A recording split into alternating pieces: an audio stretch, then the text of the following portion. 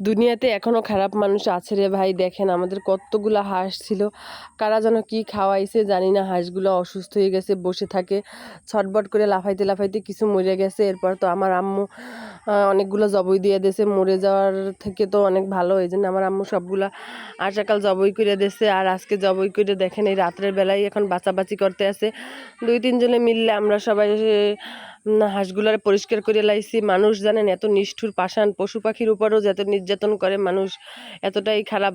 জানি না কারা এই ক্ষতিগুলো করছে, আল্লাহ তাদেরকে হেদায়েত দান করুক। আর দেখেন হাঁসগুলো পরিষ্কার করতে আছে। আর অনেক দুঃখের বিষয়, প্রত্যেকটা হাঁসই আমাদের ডিম পারতো, প্রত্যেক দিন আমার আম্মু অনেকগুলো করে ডিম বের করতো খোপের থেকে। আর আজকে সকাল থেকে আর বাইর করা হয় নাই, খুবই দুঃখের বিষয়। এই যে সবগুলা মাছ, এই হাঁসের মাংসগুলো পিস পিস করে এখন ফ্রিজে রেখে দেওয়া হবে। এতগুলো মাংস তো আর একদিনে খাওয়া হবে না, রান্না করা হবে না। আর অনেক খারাপ লাগতে আছে, কারণ আমাদের হাঁসগুলো ডিম পারতো প্রত্যেক দিন।